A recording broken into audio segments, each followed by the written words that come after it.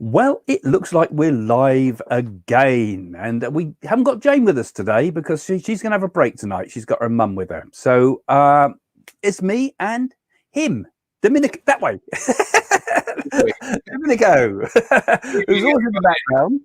And you've seen Domenico before in a lot of our other videos when we were getting out and about. We did the ghost hunts and things like that, you know. So yeah, hi Domenico, eh? Good evening, Craig. How are you? Pretty good. And we're going to talk tonight, for those that have just joined, we're going to talk tonight about spirit possession, you know. So it's a bit of a spookier topic than our normal ones, but is it real? What is it? And we're going to reference a few of the famous cases throughout history and what we know about it. So we'll say hello to a few people, shall we, Domenico? Yeah, we got the people joining now, actually. A few joining, I see. Some of our regulars here. Yeah. Hi, Millie from Bali Vedic Astrology. And we got our favorite dog. Favorite dog, Agility Bits. So as I was saying, it's me and Domenico tonight. Yes, we've got quite a few. Lorraine, I think we've seen you before, Lorraine. Wars Wareham. Do you say? I can't see it's on a tiny little screen in front of me today. Make it bigger. Perhaps I better just enlarge it a little bit. Hi Peter, and welcome to this new live. It's a bit of a different one tonight because Jane doesn't feel really well. Got Chandni. Namaste from New Delhi. Good to see you. We're doing a lot different sort of thing tonight because it's the two of us, as we're telling you. And we're going to be doing about things like spirit possession. So we've got some interesting ideas to talk about this evening. Hi, Linda. Michigan. Hi there, Linda. Nice to see you. Pretty early in the morning there. I should think so. Michigan. Yeah. It makes me feel tired thinking about it. It must be really early in the morning. Or is it late at night? I get it round the wrong way. Tonight we're going to talk about spirit possession and if they are real or not. So if you ever had any experience with it, or somebody who had the experience, or you heard something about it, just leave it in the comment section. And if you have questions, Craig is going to be here to answer them. I'm going to be the skeptic one tonight. Yeah, well, we'll look at both sides of the arguments about these things, and I'm very interested in your personal experiences too, as well as your questions. So you might have experienced this, or known someone that's gone through strange things with possession, or know of interesting cases that we've not mentioned. Dalia Grossman, hi, hello from Oregon, USA, 11 a.m. Oh, that's not too bad, is it? That's a good time. Yeah. I see we've got a new subscribe logo up there. Hi, Craig. Jitta from India. Aparadad Jitta. So you call yourself Jitta. Thanks for coming in from India. Lots of interesting stories from India about possessions and things. We're talking about possession tonight, spirit possession. And I know a lot of Indian people believe in this as well. Ginger tea from Kentucky. You come a lot. Thanks for coming along. No Jane, if you're just joining us tonight, but she'll be back next week. I'm going to substitute Jane. Jane will be back next week, Jan. Yeah, don't worry. Domenico usually does all the work in the background. You see, he's helped with all the production. He's got loads of interesting ideas himself. So we got quite a lot of interesting stuff we can explore together. Hi, John. Sussex. Hi, John. Angie. Ashford. Angie. Okay. Hi there. Nice for you to join us again. We're going to be talking. We get Nana every week. We got a lot of regulars, haven't we? So it seems that people are slowly joining. I believe that we could actually start with what Agility Bits said. Okay, yeah. I don't really believe in spirit possession. Do you think it's real?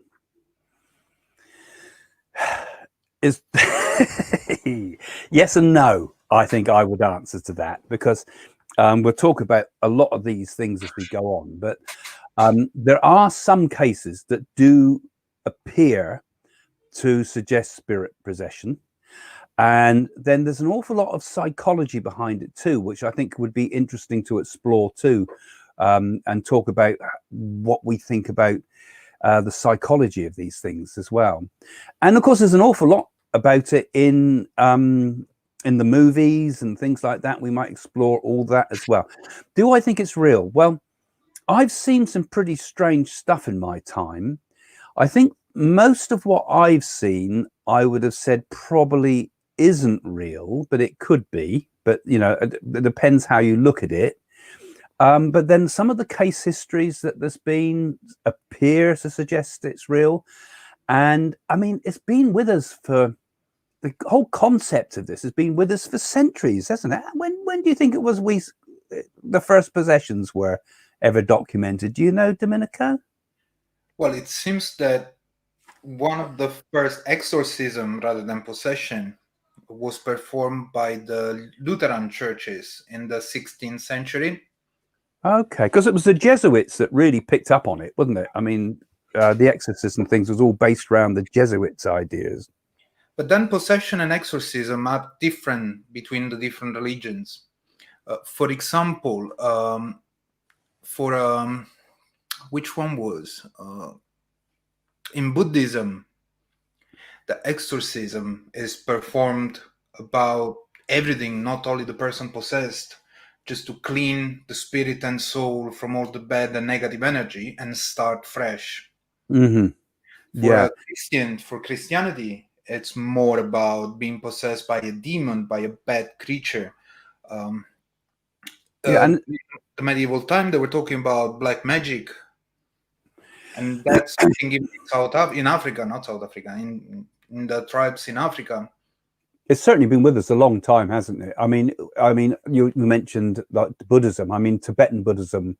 Some of the exorcisms and things they do there can often be related to the idea of nature spirits, and you know, the spirits of nature play a very big part. And be some fantastic and fascinating reports about exorcisms in places like that, where the spirit has actually taken on a mind of its own, and you get. And they reported, for example, there, poltergeist activity has been reported all around the world, not just in our modern day type of environment. So it's been around, probably been around. I should perhaps the idea of possession has been around right the way back to earliest man, I think, you know, because one of the go on. I do believe that the idea of spirit possession or entities possessing a person, that could have been nature, that could have been a spirit, could have been a ghost, a poltergeist, a bad energy. It goes on centuries ago. Although the exorcism and possession as we know it today actually became popular during the 1940s. So that would have been the time of Crowley, was he? He was around that time, wasn't he? The Golden Dawn and all that. There was a big explosion in an interest in mysticism during that time, and it was even magic as well. There was a lot of publicity about exorcism. It became popular. Actually, one of the most famous and maybe the first exorcism that has been publicized by the Catholic Church, the Roman Catholic Church, is the one that inspired the book that inspired then the famous movie The Exorcist.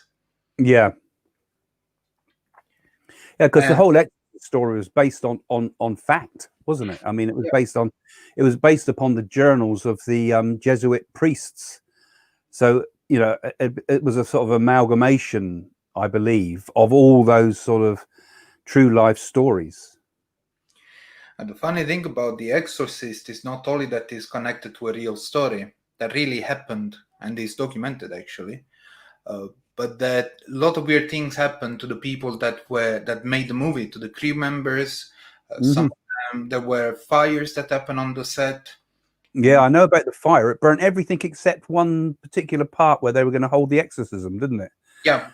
Yeah. It was weird coincidences too, didn't they, with it, I believe? People died in mysterious ways. They felt that there were shadows on the set. So, yeah, and a lot of people died, didn't they? Had 2 people die on set, I believe. and they had a number of accidents that happened surrounding the whole story. I mean, I suppose some of these things were picked up for the actual promotion of the movie in some ways, but they still talk about it to this day. Yeah. The people that were on that on the making of that program. So it's a fascinating world there. But back to the spirit possession, there is a question that I have, and I think is going to answer even what Chudney is asking here. Are spirit possession always bad, like just by demonic entities or bad energies or whatever bad it is? Or is possible that good energy, good spirits, or as Chudney wrote, can a person be possessed by gods and goddesses? Well, I would say that any mediumship is actually a form of possession in a way. I mean, in that if I make any communication with the spirit world, they are blending their thoughts with mine. So I am, in a way, two spirits joining. You know, the heavenly, the spirit of the communicator and me joined together. So I have a spirit within me, as it were. And even more so when one goes into trance, you release the control even more so that the spirit can talk through you. But I think the difference between what I'm describing there and what you would call a possession is that I willfully allow it to happen, and I can always come away from it at any point. You know, I'm not possessed in the fact that I can't get rid of it, as it were, you know. And so I suppose one can also, I mean, I've had people ask me, can you communicate with this God and things when I've done various readings, but there's no reason you couldn't also, in a way, be connected with the energy of the higher beings, which I would consider the angels and gods and so forth as well. But the most important thing, of course, and the thing that I think distinguishes spirit communication, trance, and even possession from madness is that when a person is doing, say, trance mediumship or is possessed, even if we put it in a negative way as well, there is information there and knowledge that it cannot be made up. So something is given, some information is given that proves that it's not from the person's psychology. So without that element of knowledge, you know, then there is no proof that that's not just psychology of some sort. So, for example, that would apply on all those levels. Mental mediumship, you know, if there's not proofs in it, not verifiable proofs, then it still could be just psychology or cold reading. Same with trance mediumship. If a person is just talking, you know, sort of philosophy type things, but there's no proof within that evidence, there's no evidence within it to give proof that that is from some other source with information that they couldn't possibly know about, then that could be psychology. And similarly, if a person is raving around about spirits being possessed by them, but there's no actual proof that that is got any reason we could say that it's not psychology, that there's not some evidence that's come through, then again, you know, this is the key to it. What I think is the difference between possession, spirit contact, and psychology. You know, all those things require some factual basis, some evidence and proof that it is not just coming from the person's own thoughts. Would you agree? Well, you know how the scientific community is split with the church about possession. One of the best example is the exorcism of Anneliese Michel, the one that actually inspired the movie The Exorcism of Emily Rose, in which the priest has been accused of killing this girl with malnutrition and with missing medical care. Because for the doctors, she had some psychological problem. She had a form of epilepsy, didn't she? I believe. It started with the epilepsy. She had a first episode of epilepsy, and then from there she started to develop all these weird situation in which she started to shake with the bed. The bed was shaking with her. She started to speak in tongues, but of course that's a side of the story that the parents and the priestess said, and the parents were really believers. So she was possessed. They called the priest. She wasn't eating. She needed medical attention, and she was denied all these because they just thought that she was possessed. She received 64 exorcisms, if I'm not wrong. Yeah, in a short period of time. I think it was in about 10 days or so, or something like that, wasn't it? Yep. Yeah. But then she died. So for doctors, she needed medical attention and food. For the church, she was just possessed and she needed to be freed by the demon. Now, this story happened pretty often. Actually, exorcism are going around still today.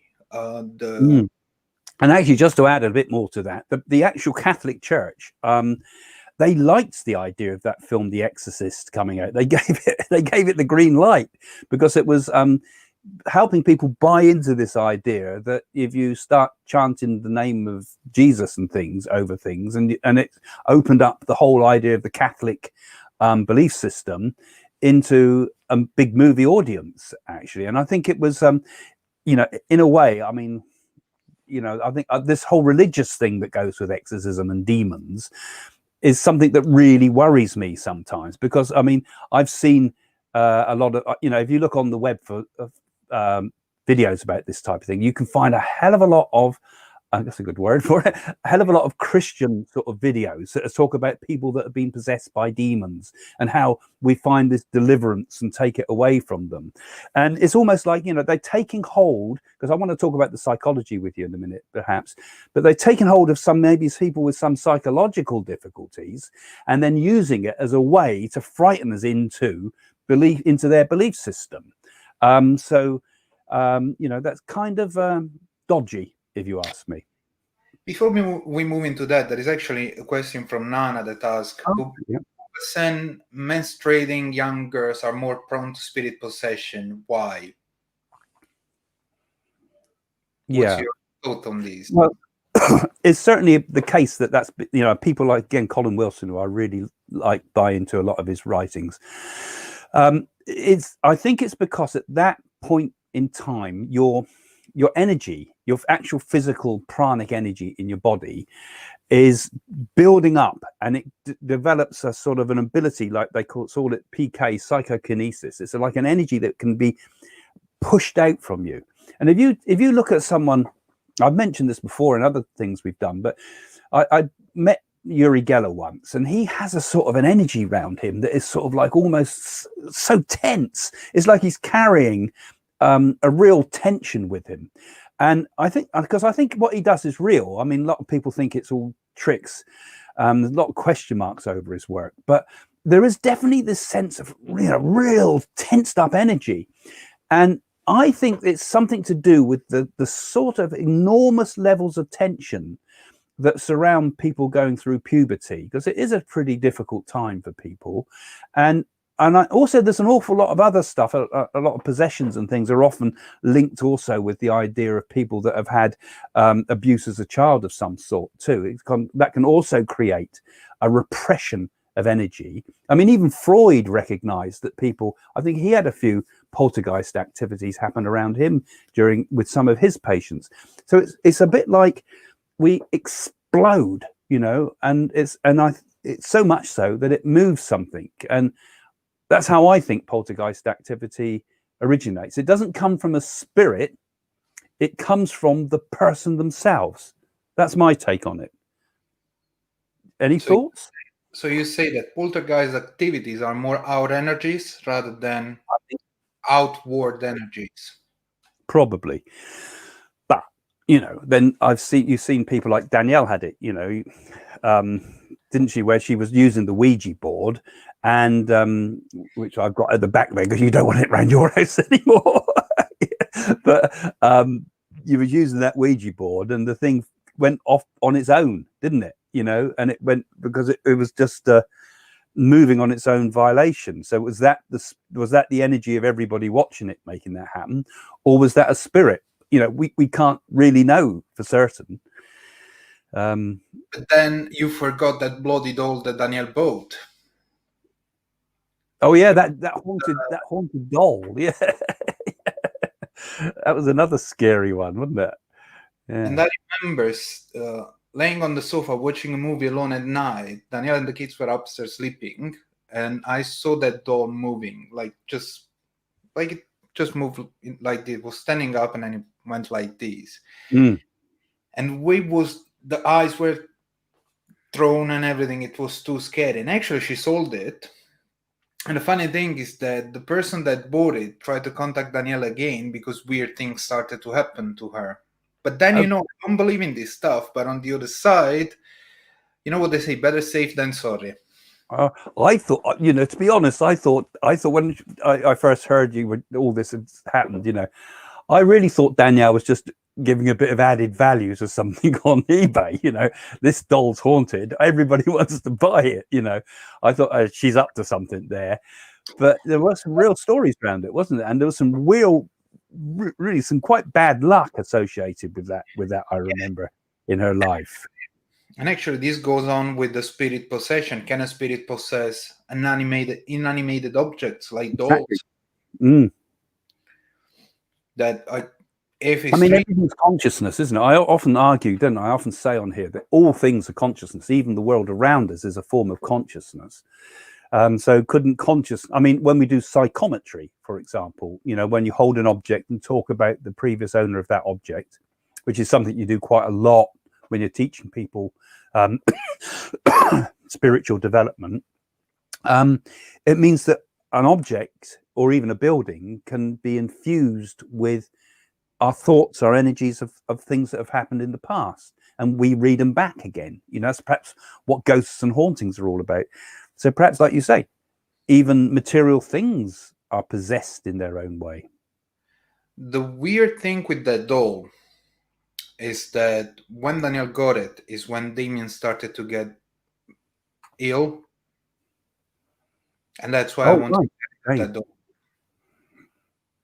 Damien started to have the diabetes symptoms, so he started to lose weight, drink a lot, having a lot of wee, dribbling, since the day that doll came into our house. And Damien got diagnosed when we had it. It could be, unless we're just associating ideas, it's like, the way other people do, for example, it rained on Thursday, therefore and somebody died, therefore rain on Thursday is dangerous ever since, and people sort of associate ideas together with that sort of thing.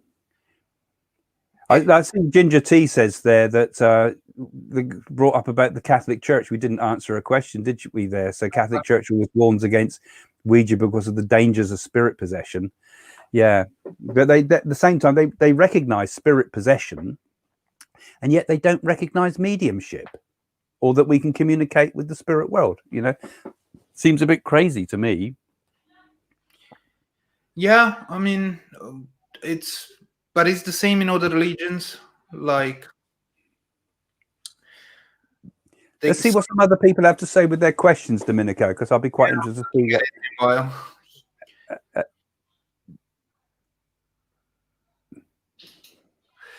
Jonathan says someone created a tough form from the doll. It could be. I created two animals in a similar way, have to pull the thought forms back into you, else any harm they cause comes out to you karmically. You see, he's brought up another topic there, which is the idea of thought forms, isn't it? This is sort of like the idea of a spirit that doesn't have a sense of self, really, isn't it? It's something that's just a thought form. Yeah, I'm not aware about it. So if you could explain it for me. Yeah, well, thought forms. This one of the ideas I quite often refer to. There's some stories from the Tibetan stories from ancient Tibet. Well, not that ancient Tibet. Again, around about the 40s, like you were saying, when there's a big. I can't remember what her name was. Something Alexander, who went to Tibet and became. This is before Tibet had opened up to the world at all, and she travelled with the travelling something Alexandra, I can't remember her first name, but she traveled with the Tibetan monks then, and particularly the Bon priests, who were the sort of the old ancient Tibetans that had come from the pre-Buddhist times, and had been Milarepa and people like that had come from them. Okay, now they meditated. What they would do, and as part of their practice, was to meditate on having a helper, right? And that helper became a thought form, became a spirit in its own right, and eventually materialized as a monk that would help them. So we had a monk that materialized, according to her, and became what they called a tulpa, which is like a actual entity that had been materialized by sheer meditation, sheer thought, and it would do your bidding. It was like it's like a familiar. It would do the bidding of the monks. And then she describes how that thought form gradually it started to misbehave and started to do bad things and started to get a mind of its own, as it were. It's like almost like an automata or some robot of some type. And they had to then use the meditation to break it down again and to dissipate the energy from that thought form. So it's fascinating reading. If you look, if I can remember her surname, I expect someone might remember it actually, Alexandra something or other. But it was fascinating reading. But this also happened in a number of experiments that were done. I think it was in Canada, where a group of people got together and decided to make an artificial spirit that they given a name, and they called him Philip, and gave a whole history. Said he jumped off the battlements after he'd fallen in love. It was a real sort of Mills and Boon sort of story behind it. And then that spirit Philip, without the people knowing about it, started to come through other seances, other Ouija board experiences, and particularly a table tilting. They used to do this thing where you hold the sides of a table and it would tap out messages, and then you take your hands off and the table would dance around on its own, tapping out messages.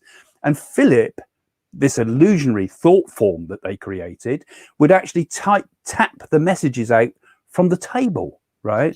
So this was a fascinating thing, really, that okay, there was a proof of a spirit doing poltergeist type of activity, and that it's moving something and was tapping out messages, but from a false spirit, something that wasn't real, something that had been invented. The only explanation I can think is that another spirit had taken over and gotten mischievous and taken over the thing from another. We had a second imposter there. But some of these things are well documented and covered by the Society of Psychical Research's stuff. And, this is not just hearsay. This is stuff that was witnessed by, pretty high up sort of people. So, the name. What's that? We got the name Alexandra David Neal. That's it, Alexander David Neal. Well done. I got you there with the computer. I'm getting older now. We have Fleming. We have Gita. They helped us find the name. Thanks, guys. Yeah, you did a little search for us, but worth a read actually. I don't know if they're still easy to get hold of, those books, but they are fascinating. And they take you into the realms of like Carlos Castaneda and things. It's really fascinating sort of reading. And as far as I know, she was pretty much a person that wasn't sort of debunked as being a fraud or anything. She genuinely did all these things. Yeah. So that's kind of another form of possession there, in a way, in a different sense. But then you were saying these spirits do not actually exist. Like, are not real spirits? This is the question that was raised by those experiments. Are we, when we get into the realm of all this spiritual energy, on the one hand, we get what I say is provable spirit communications from the afterlife. But then we also get these other odd things, which could be elemental spirits, perhaps, or mind forms, or mind created stuff, which could equally be out there. And may also interfere with things when you do things like Ouija boards, because when people do Ouija boards, they're in danger because they're using the lowest possible form of unintelligent energy. And, we always assume that, it's sort of like a person, but there might be sort of just forms that come through, or things that pick up and amplify your own fears and thoughts, and could reflect negative messages that are in the background of your mind, because the unconscious mind is a very, very powerful thing that I think extends into the world and can also give us many times misguide us with these things. You know, I mean, when we come to the whole idea of psychology, this is all quite interesting. I mean, I'm obviously putting aside the skeptics' ideas for the moment, but thinking about the way the brain works. I mean, you've obviously know, Domenico, about the idea of the split brain theory. Most people know about that the brain is in two lobes, and we have this sort of connection piece between it called the corpus callosum. So we have a sort of set of nerves that make the two sides of the brain work. So we become left-hand brain thinkers or right-hand brain thinkers.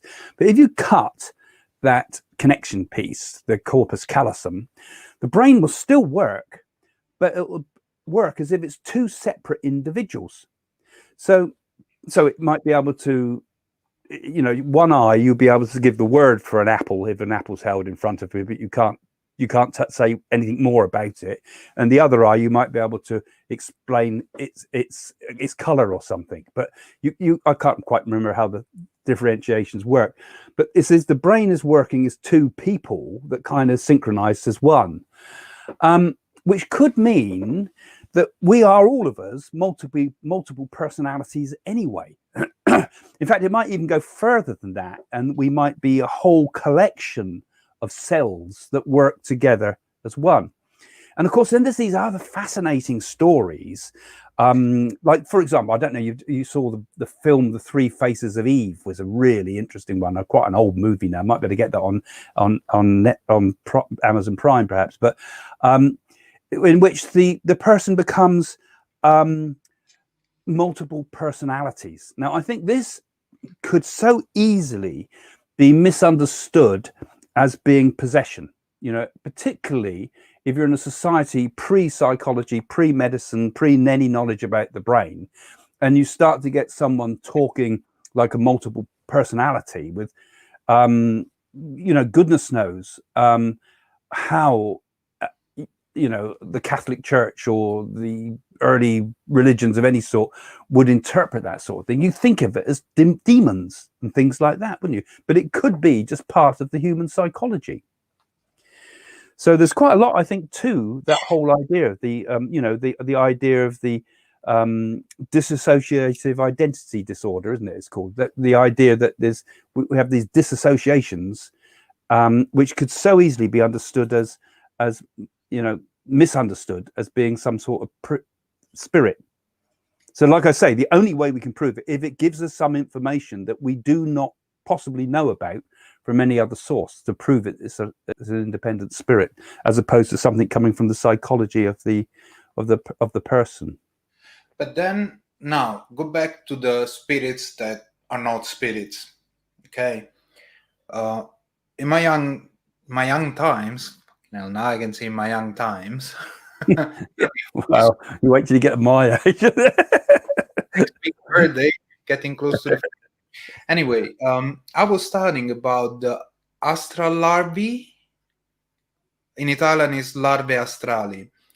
Basically, energies or bad energies, negative energy that are everywhere in the universe, and they are attracted by negative thoughts, anger, fear. So if in a house the couple lives there, the family lives there, and there is always anger and they are always arguing and fighting, these energies is attracted by all these negative energy and start to feed on it.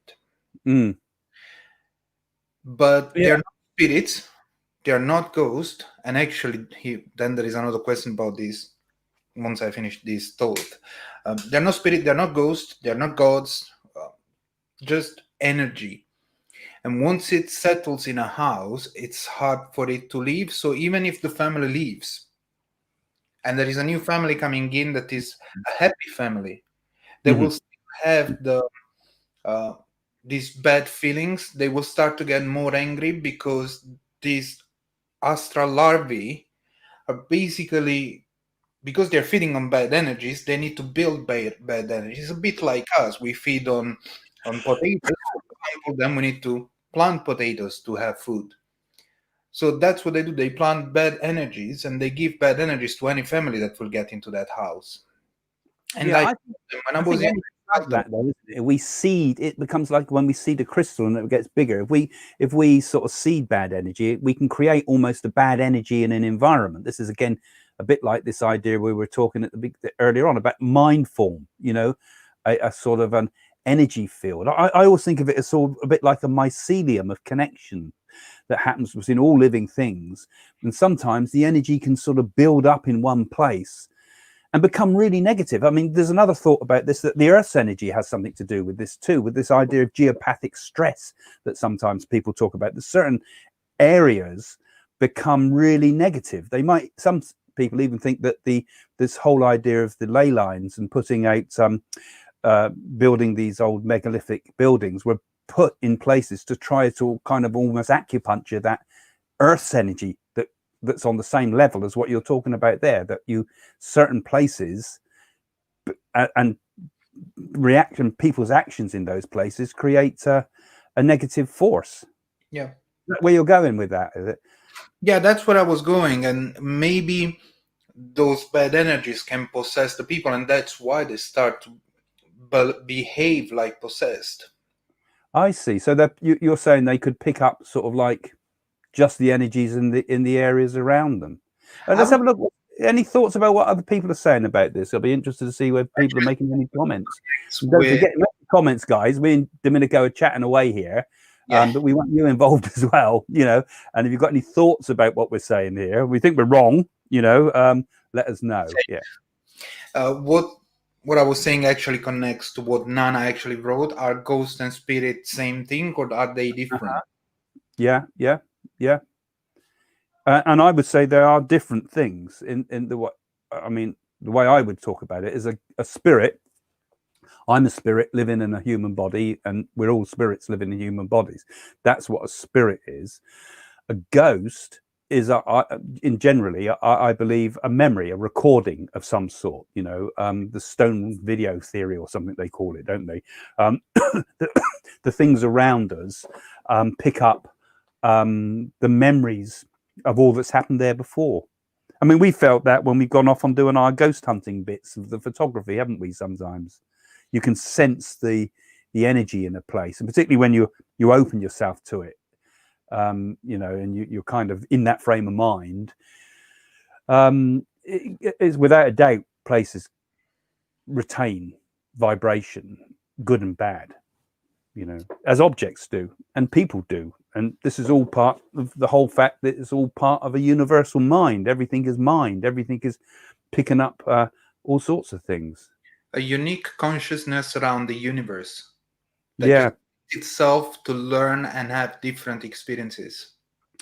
Exactly. Yeah. Perhaps it's all one. You know, it's all one ultimately behind everything, but it's also individualized and interconnected.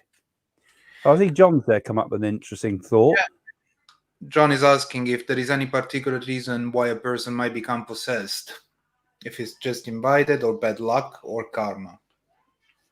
And I think a person, I remember doing some stuff, me and Jane going out, and we dealt with some people who felt they were haunted and was kind of on the edge of possession the way this woman was behaving, because I felt she had mental issues, but at the same time she seemed to be exhibiting strange stuff around her, like stuff was moving and we were getting stuff flying across the room and things like that, and we had all sorts of weird stuff, and we don't seek that stuff out and we don't get involved in that much, but it was quite an eye-opener for me as the reality of these things.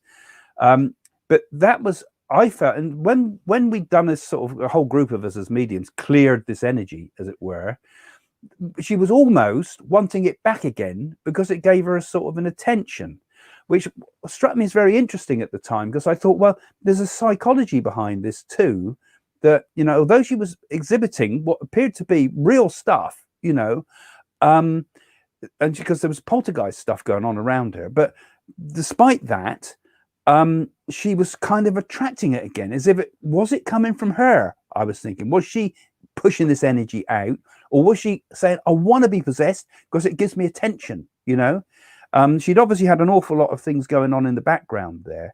So maybe weakness attracts it, fear, if you fear, the dogs always go for me because I look at them like, oh God, he's going to go for me. Next thing they go for you, because, fear is an energy that triggers things, and I don't think it's anything to do with karma or bad luck, really. I think it's just about the personality types. And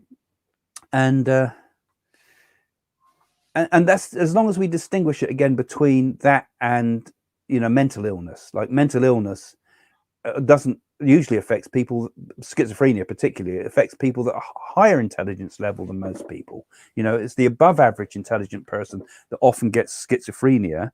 So it's not a weak person or a mentally weak person. So it's probably something to do with your nature, and you're not spiritually strong enough yet, really. I'll tell you my thoughts. I do have a thought, and actually it follows a logic. If you follow it, you will see that it actually makes sense. One of the reasons why a person gets possessed is because it opened himself or herself to the possession. Let me explain. Imagine our body gets possessed. It's not our soul, it's not our spirit, right? Mm-hmm. It's our body that gets possessed. So you have to think as your body as a house. If you leave the door open, like with a Ouija board, so you open a connection and you don't close it, you left the door open for anybody to enter. Mm-hmm. If you are having bad energies around you, if you create bad energy, if you're always angry, for example, you're giving strength to anything that feeds on bad energy, right? Now imagine a person that start to open their door too much to events. Like, stupid example, some of the ghost hunting videos, the people that are going in the house, they start to call for these things to happen. Because they want to show that they are strong, that nothing happens to them. But actually, by doing so, they are opening the door. They are opening the door of their house, and they leave it open. You can be lucky. There's nothing around, or nothing bad around, and you close it right on time. Or something bad enters and just hides in your wardrobe until one day that when your guard is down, it comes out of your wardrobe and it attacks your house. It takes possession of that house, kicking you out or locking you in somewhere. And that's how the possession happened. In fact, if you look at all the stories of possessions, they never happen like this, the morning for the evening. They go gradually and slowly, first with few examples. And the first episodes that the people that were possessed say that they had were seeing ghosts around them or demonic figures. This brings fear. Schizophrenia comes on like that too quite often, doesn't it? It comes on gradually. So sometimes these things could be connected with the idea of schizophrenia again, I think. This is the problem with this possession thing. There's so much that could be put down to plain psychology of these things. Most psychologists sort of think it's all mental, but there's certainly a lot of cases that seem to prove that it's perhaps not. There was a really interesting guy called Carl Wickland who wrote a book called 30 Years Amongst the Dead.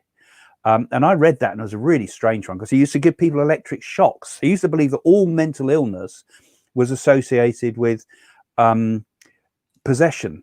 And his wife was a medium, and his wife would go into a trance. He would give the subject an electric shock, and then they would try to exorcise the spirit. And actually, the cases that he approached it like a scientist. He was going back. He died in, I think, in about 1945. So it's going back a fair bit in time in terms of psychology, and things have advanced a lot since then.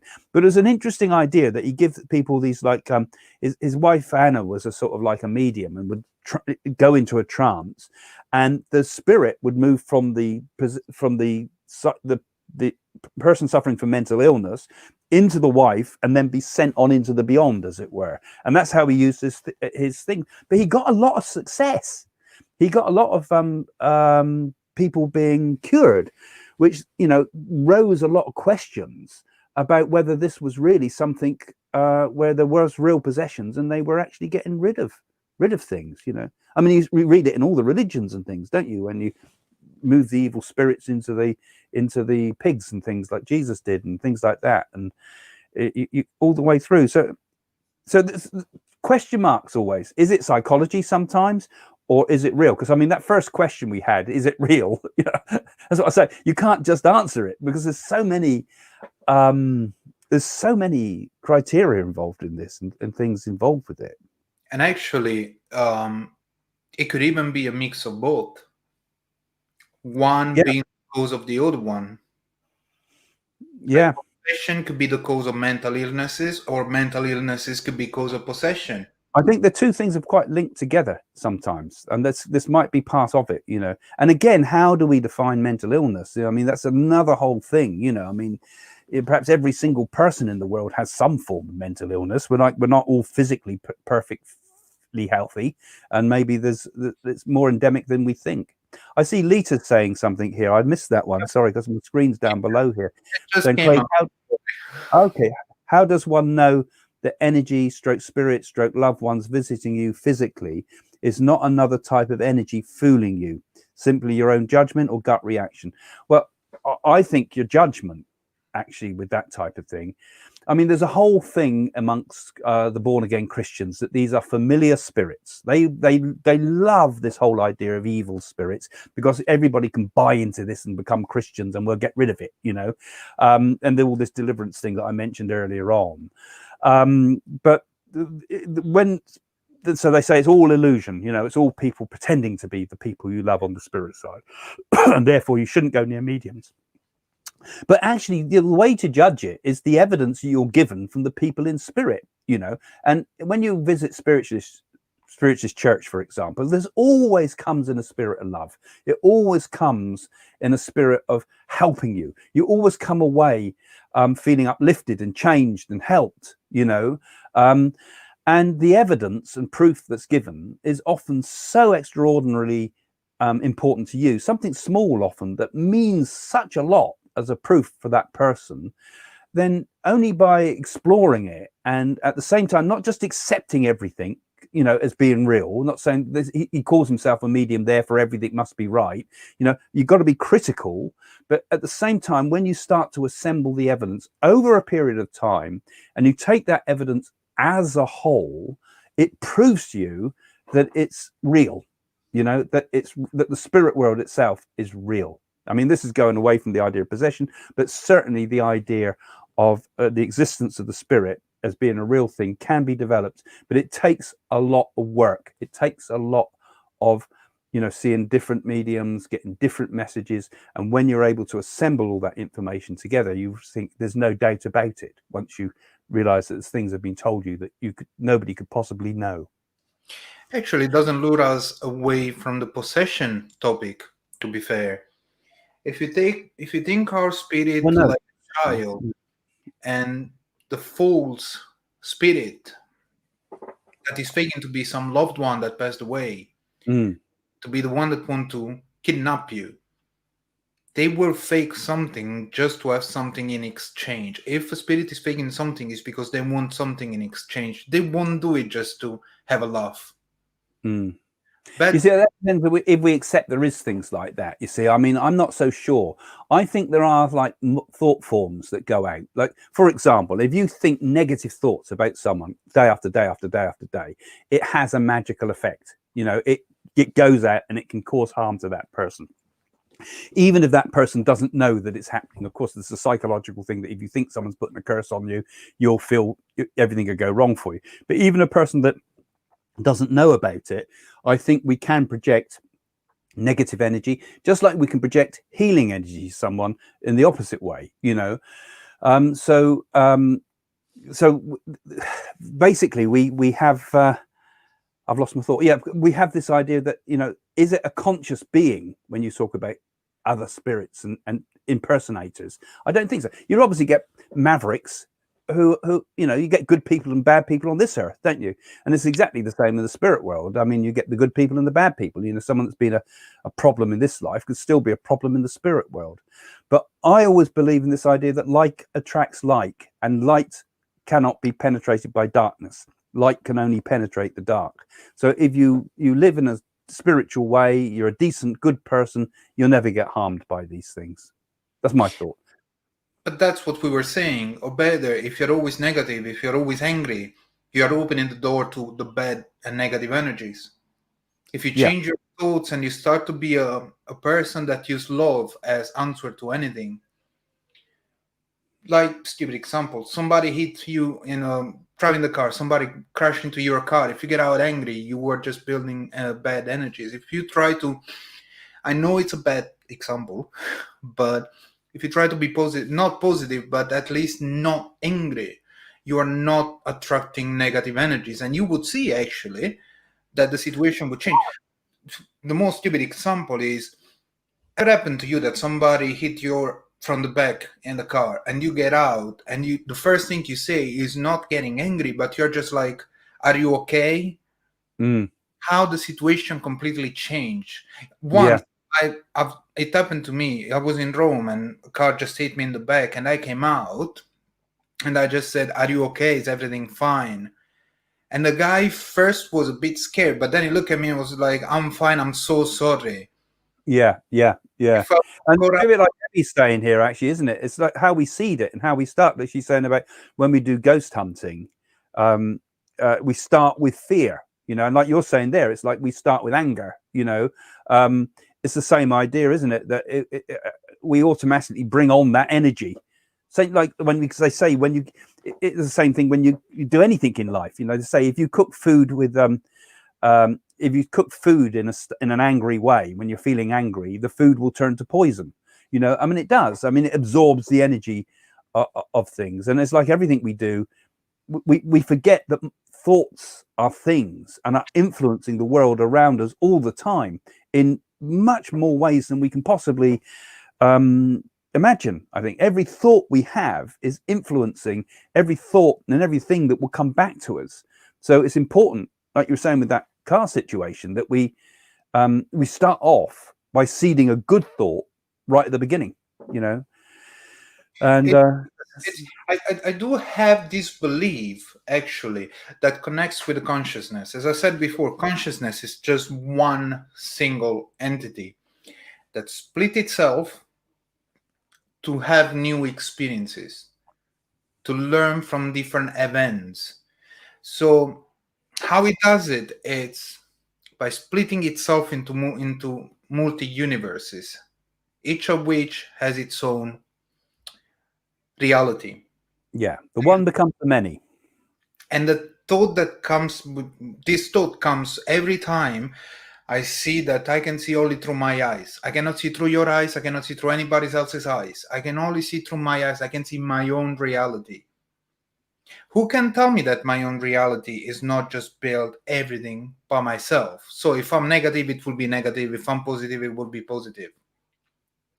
Yeah, and absolutely. Be careful what you think. And that's why just be, if we go for a ghost hunting, because that's something I want to do with you, and we want to organize something once. We got lots of plans. But if we get into the, there is areas that you can get into, and you go, like when we went for the ghost hunting video, we weren't negative. We were actually neutral. We were actually happy to learn between each other, discussing, but it wasn't negative. And actually, it wasn't bad. We did have some feelings, but they weren't bad feelings. I believe if we go there with the fear that there is something bad in there, then we're gonna attract the thing to. Yeah, that's right. So, when you're a medium, I've seen mediums panic, and I think, oh God, blimey, that must worry everybody's sick. A medium should not be in the slightest bit worried about wherever they go in anything spooky, as it were, because you should be coming from a standpoint of understanding and not having any fear about these things, because there's nothing to fear. because you cannot be harmed by anything if you're walking with the right sort of frame of mind. But if you're getting into it like that other earlier one said, if we get into it initially from a state of fear and build from there, like we're kids mucking around on a Ouija board, we bring all sorts of troubles into our lives, you know. A little bit like Deb's saying here. Deb is saying maybe we can take something very simple and create it to fit our fears. You know, you build into that whole, you know, you seed it, as it were. The first thought seeds others, and it gets more and more magnified. And this is, so what we're talking about here is not going off from the possession idea, but we're talking about thought forms, aren't we, really? We're talking about how, not just thought forms, but how our very thoughts influence the energy of everything in existence around us. And how being fearful and negative could be opening the door to possession. Absolutely. Yeah. So you've got to, and I think this is the same, not just on spiritual things like we're talking about now, but the whole of life. I believe it's really important in life to take on an attitude of fearlessness.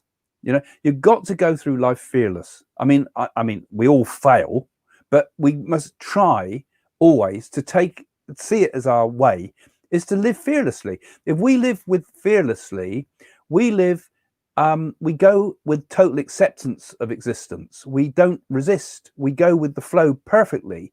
We have no fear, and ultimately we can go into death itself fearless. I feel, because we have to first be fearless in life, and then we're fearless in death. And actually that is a very powerful force, because we conquer everything if we can do that. Probably because I've been watching Gladiator last night on the movies and I'm enjoying it. You know?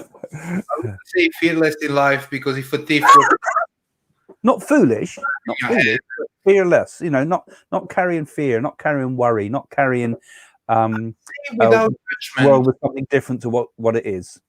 I'd say not judgmental. That may be the word for it too. Because if you are judgmental, means you can judge a person by his look. You can judge an event by what you see from it. If you do not judge it and you just learn from it, and then to make your own mind out of what you find rather than what you think it could be. I was a great believer in that idea, like you're saying there, particularly with the idea of this man, Ramana Maharishi, who always spoke about accept everything as it is, you know, let it be as it is, and be who you are, be what you are. Because if we accept, we can't see the world as it is. We always see it through some agenda that we have, you know, some judgmental thing that, like you're talking about there. But if we could see existence and our reality as it truly is, in its pure simplicity, in its naked splendor, as Huxley called it, or something like that, then I think we'd be very much on the path to enlightenment. Yeah, Lita is actually asking you a question. When you do readings, do you feel the spirit enter your body in a slight physical sense, or are they simply around you somewhere communicating? Well, yes and no. Most of the time, I would say I feel them in my thoughts. You know, it's like my own thoughts, but I realize that they're benign. They don't feel negative or positive. They're just there, and are like somebody else's thoughts. But particularly if you're working in a theatre, or you're working on the spiritualist platform, and there's a whole lot of energy there, if the spirit says to me, I got backache, you know, or I had a broken spine, or something like that, you'd physically feel the sensation in your body. I mean, I had one particular one where I felt a great slash go across my throat as I was giving a message to someone, and I said, oh my God, this person was walking down the street, and a lorry load of glass came by, and his head was severed off by a pane of glass, which actually happened. And I was shocked, because this was one of the early messages I gave when I was just first learning, so that stuck in my mind very much. And that sensation stayed with me for a long time, because I hadn't learned to clear it properly in those days, because it was in the early days of my mediumship.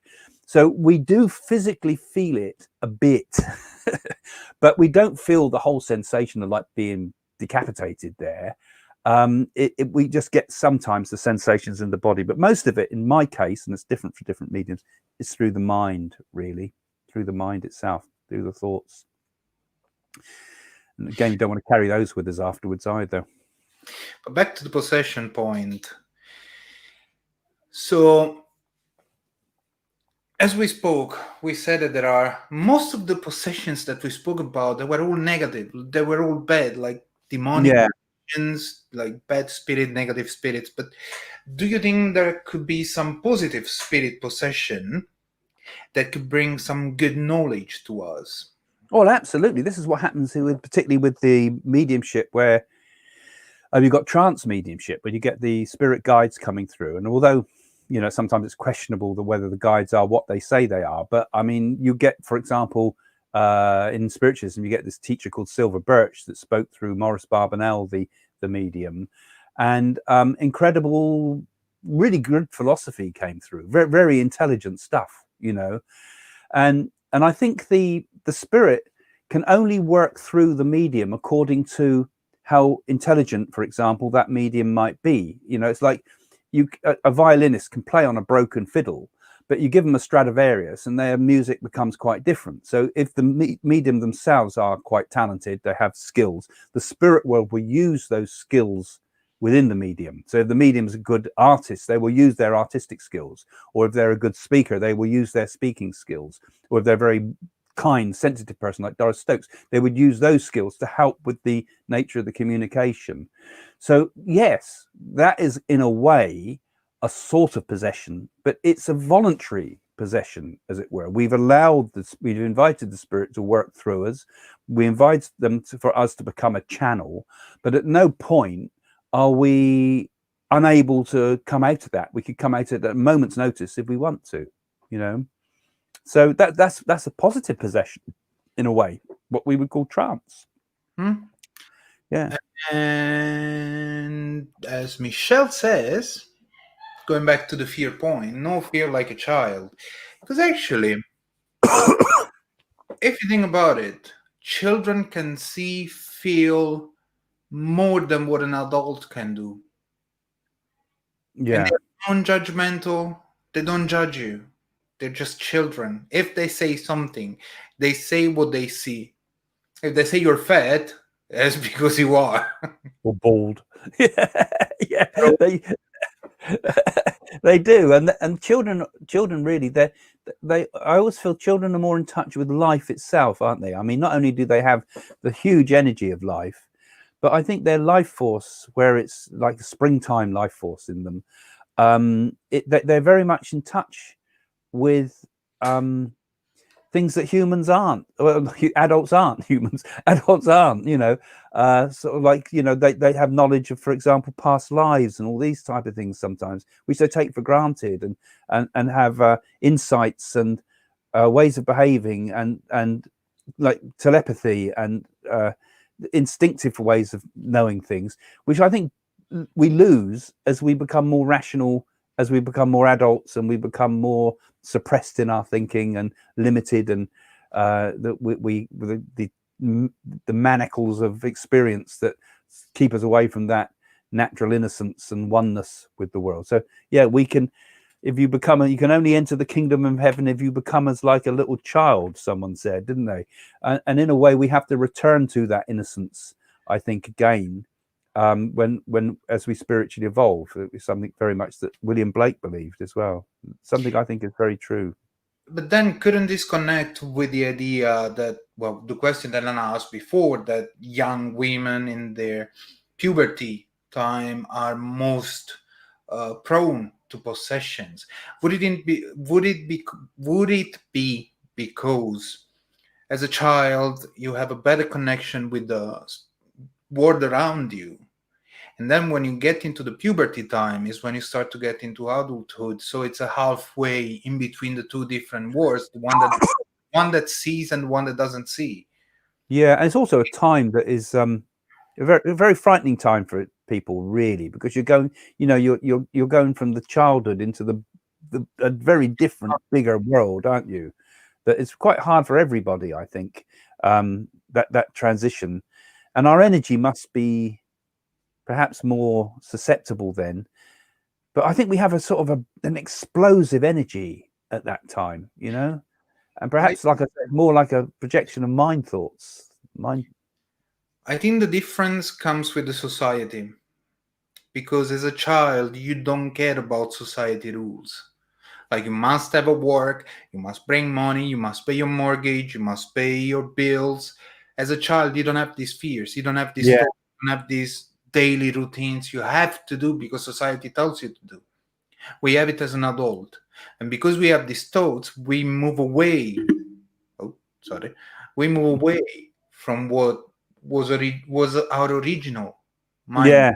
In fact, if you take homeless people, if you take monks, if you take spiritual people that have absolutely nothing to do with money and their life is more of a homeless rather than a rich spiritual person, you'd see that they are more connected with the nature, they're more connected with the spirit world, they're more connected with the things we're not. And that's true.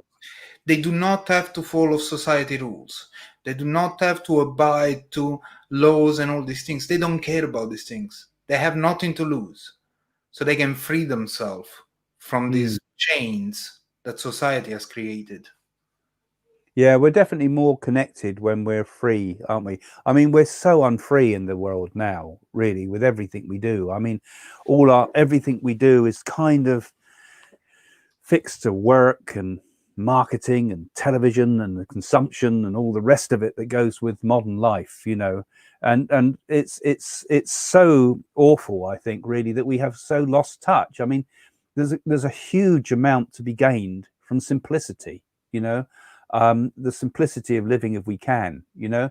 And like when I've been to places, well, not just India, but all of the countries that have perhaps not so geared up to the importance of materialism all the time, you see quite often very poor people, and they seem to be so happy. They certainly appear that way, and yet some of those villages in India, you remember in Mystic Journey to India, we went into some of the really poor villages and just handed out some fruit, and their faces lit up on something so small, and yet they were happy people, it seemed, you know, and yet they were living a life of drudgery on another level.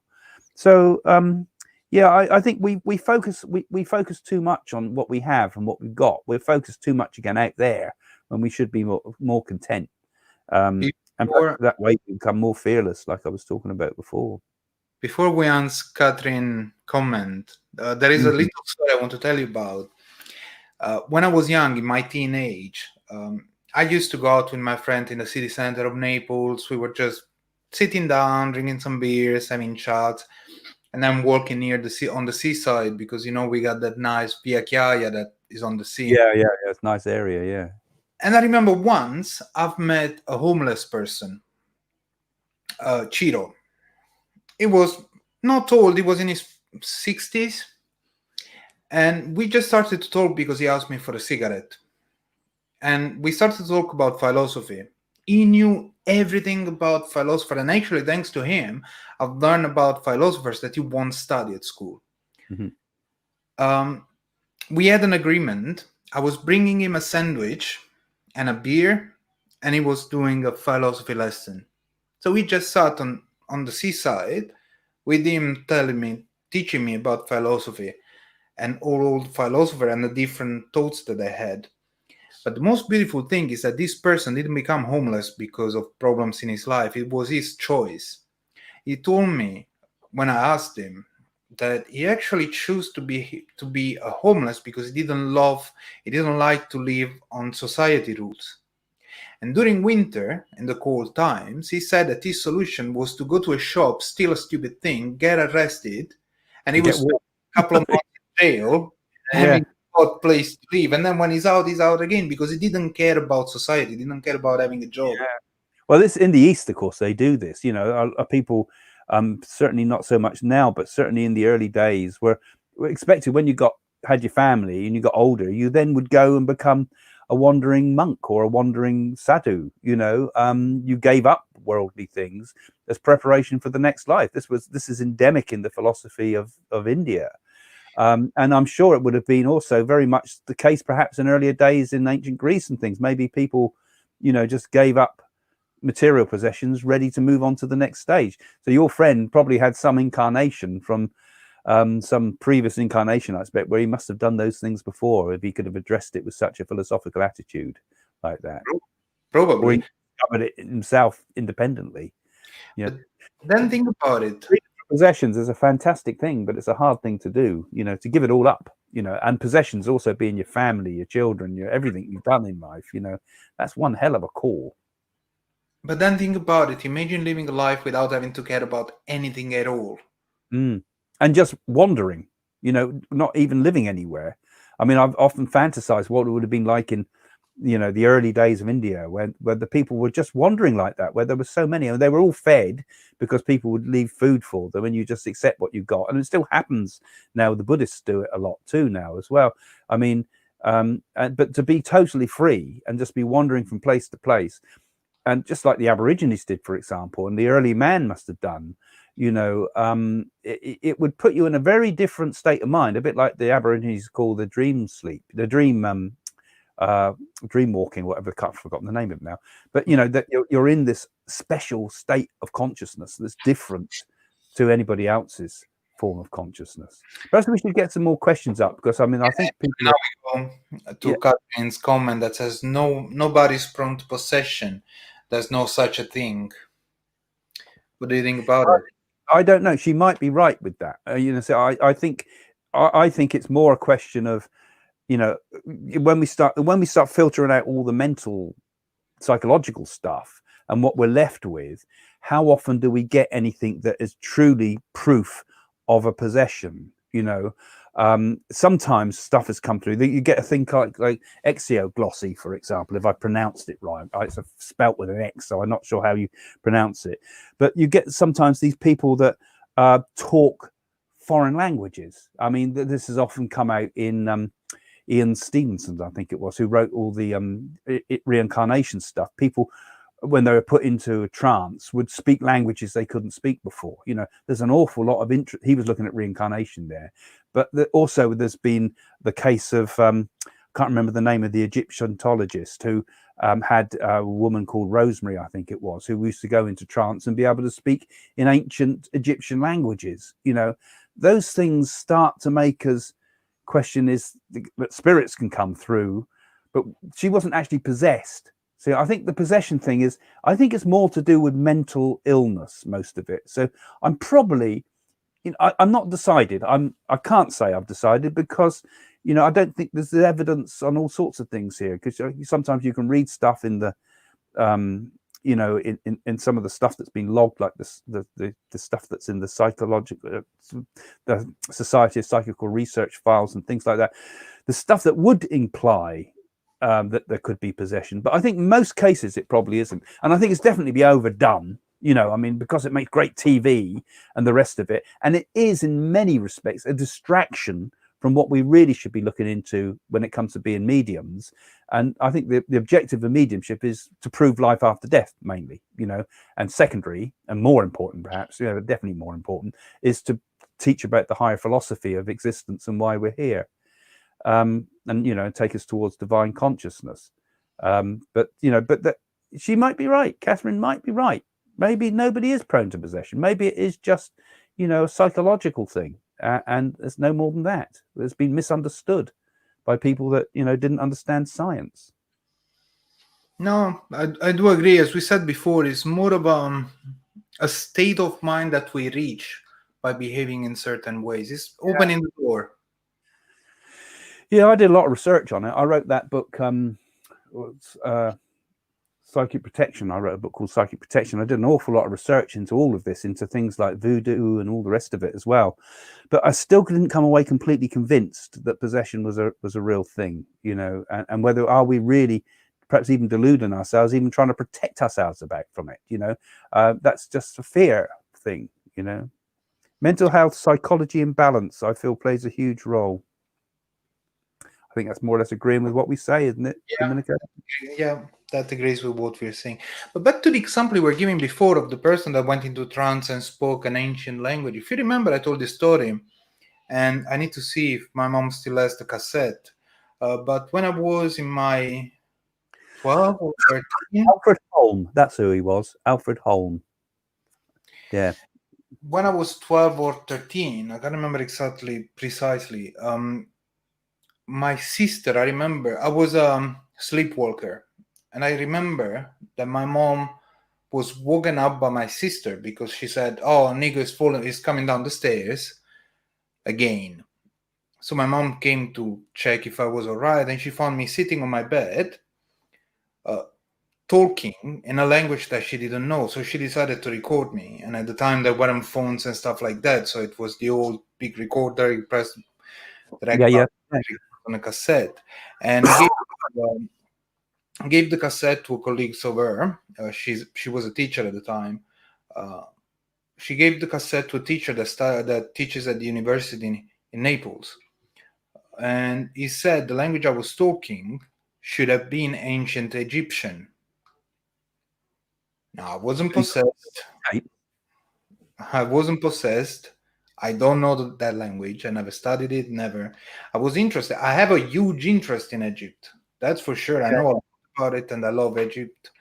I can see you as Egyptian, yeah. The more I look. But then these could be related actually not to possession, but past life experience. That's right. I think that's more connected with. I think that would probably be more likely. I've seen children in trance like that they're not in trance, but when they're sleepwalking and talking all sorts of strange things. And it's really eerie because they talk almost in an adult way sometimes. I've seen that. I knew one child that used to sleepwalk, not in the family, but a friend's child. And cool, it was really, really eerie and strange. And it used to scare the parents because it's so powerful, you know? Mm-hmm. I mean, the human mind, you know, incredible. And that's an incredible story you told us there, Domenico, because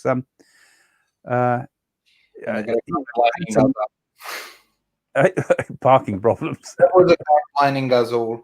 No, but yeah, that was a weird experience, and it didn't happen only once. It happened a few times. But then this big feeling I have, big connection I feel with Egypt. I've been there, and I felt like at home. Mm-hmm. So I do believe that when these happen, that is not related to possession, but more to past experience, because there are examples of possessions like the Annalise Michel that spoke in tongues, for example, languages she never learned, like ancient Latin, Greek. I can't remember the other languages, but she spoke different tongues. And yeah, I saw someone in trance, hypnotized, who spoke ancient French, and I knew they couldn't speak French, ordinary French, but there was someone who was a language expert there, and she was speaking in old French. They said, which surprised me because I knew they couldn't speak the language, you know. So yeah, actually, if you think about it, there are a lot of stories of people that had some bad accident, like fell from the stairs, or they went to a country and they had an accident and end up in hospital in coma. And when they woke up, they didn't speak the language anymore. There was a guy, an Italian guy, that actually turned out that he started to speak perfect English, and he never learned English. Yeah, I've heard those cases. And then often bang on the head will often give a person clairvoyant powers. I mean, Uri Geller said he had a bang on the head. There was the Matthew Manning, the healer, I believe. He said that his powers started after a knock round the head. Quite a few people have said that it can trigger all sorts of things. Maybe locked in our brains, there's all sorts of powers, city powers, as well as memories and knowledge. You know, what was anybody got any more thoughts about this? Because I mean, we got Dan that is asking, what about items we purchase from estate sales for auctions? Could those items have an attached spirit? Well, it seemed to be the case with that doll that Yale sold and you sold, didn't it? Because the people said, didn't they, afterwards, that they were getting some weird effects because they rang you up. Mm-hmm. You know, they knew that there was something weird associated with that. So I think the answer is probably yes, you know. And also, when you buy a home, you know, you want to make sure. I personally, if I was buying a different house, I would want to know who's lived there before and what's gone on there. You know, if there's been unhappy couple there before and they've had divorces, and or there's been arguments and violence in that home, I wouldn't really want to buy it because the energy would still be there. You'd clear it eventually, I expect, but you know, you don't want a bad starting point, do you? Like that. That's why we got a brand new house, although there's still the fear of the land. Yeah. But with houses, and particularly when you're a student and you move from flat to flat and things, some of the places you go to, you can feel the energy. You think, oh God, what's gone on in this place? You know, your home. I'm sure we do purchase houses by our gut feeling, don't we? We should do. I think a lot of women do, particularly. You know, they want it to feel right. They want it to feel like it's home. You've got to feel it's home before you buy something. I think that everything should be done by gut feelings, to be honest, at least from my experience. Every time I had to see a house I wanted to rent, if I had bad feeling about the house or the landlord, every time I went away. And the times that some of my ex were like, no, I want that, bad things in that house. And the same for work. When I have bad feelings, to be the best offer in the world, but if our bad feelings, it's just like, no, thank you anyway. Yeah, even just doubts, you know, not even bad feelings, even sort of a niggling sort of uncertainties can often be an indication of that it's not quite right for you, isn't it? So sometimes you feel in life a certainty that makes you move forward. Holly's house is asking best way to clear house energy. I can't give you this answer, so it's all yours. Well, I would have thought, I mean, there's people do all sorts of things, and I think it's got to be what suits you best, actually. I mean, people do smudging, don't they, with all the And all these. I think the best thing, I mean, I think if you were really concerned about a place and you really wanted to do it properly, I think singing actually, and perhaps chanting and mantras, because that's got a lovely resonant energy. And if you had to say a group of people coming round and doing bhajans or something, if you're into that type of thing, or singing in anything, I think in a happy way, I would have thought that was my book would be a way to really lift energy generally. I mean, we use singing in particularly in seances. I mean, if you're in a dark seance room and you're hoping to get materializations of some sort, everybody present will sing, you know, Yellow Submarine or something like that, and it lifts the energy up. And we do it in Spiritualist Church. When a medium stood on the platform, everybody sings. Mind you, they sing miserable, boring songs. But if everybody sings something happy, it lifts the energy up, and you can feel it as a medium. When you step up and you've got a proper bit of joyful singing, not the miserable singing, which brings it down. Good joyful singing, you know, miserable hymns. I'm not into that. But Yellow Submarine would do me. Something happy, you know. Who were you with last night? There's a great one. All those old songs. I think that's a good way to bring the energy up in a place, and I think that would invite your friends for a sing song. And I think that would probably be the best thing you could do.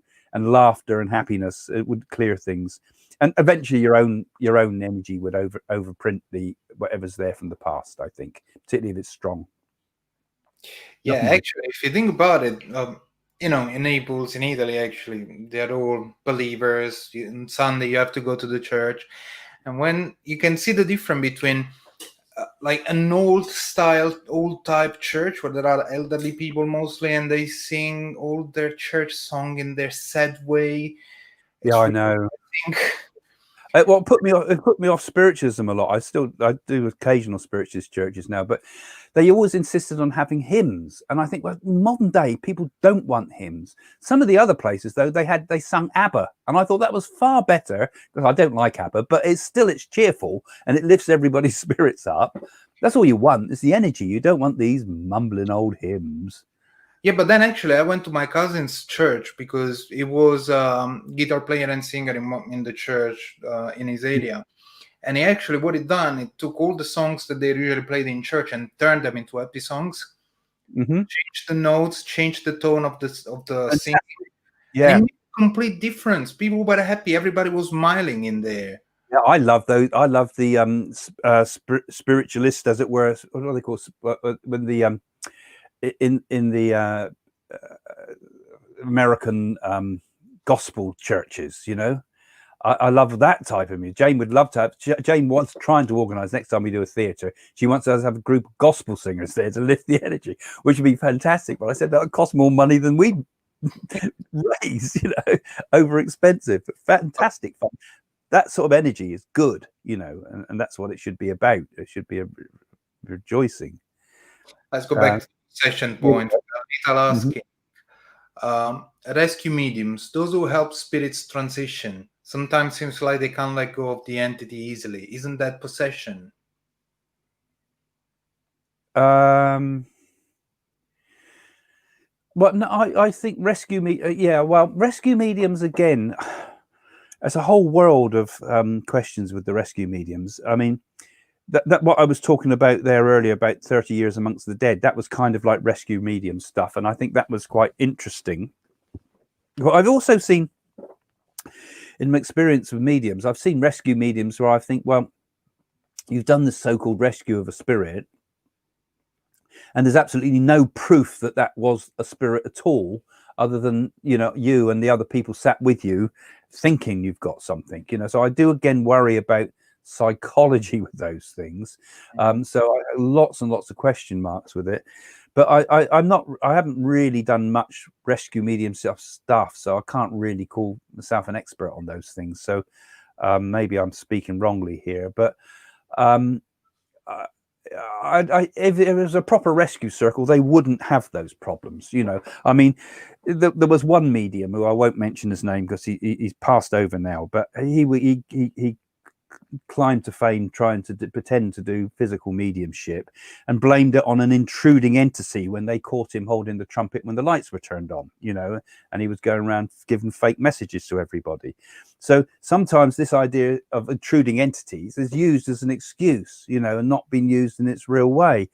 And I often worry about some of that, you know. Just because it's a spiritualist thing, just because people call themselves mediums and things, doesn't mean to say they are.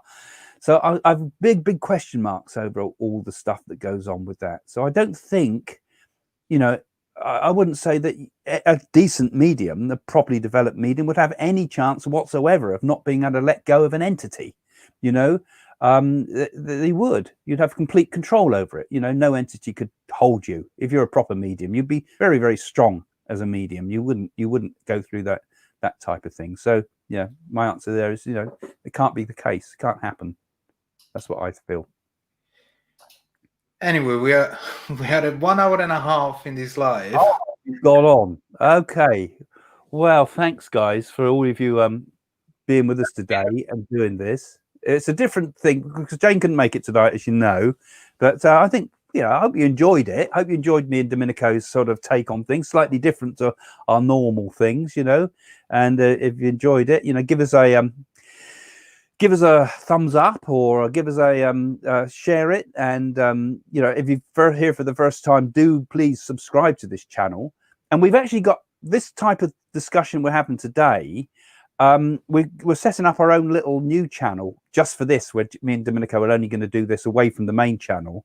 So if you have a look in the description below, you'll be able to find it there. It's Anything Goes, we're calling it. That's our working title for it. So it's just me and Domenico having chats like this, and sometimes just the two of us, sometimes live, you know, and just sharing thoughts. The last one we did was 2 hours long, wasn't it? And that's the problem. That's the problem.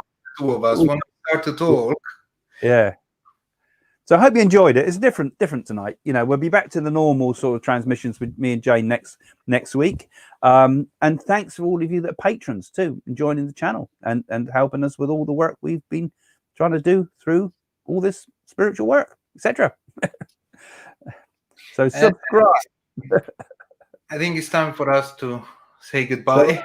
Bye. Okay, guys. Well, thanks for joining us. We'll see you later. Have a lovely night, and thank you all for joining us.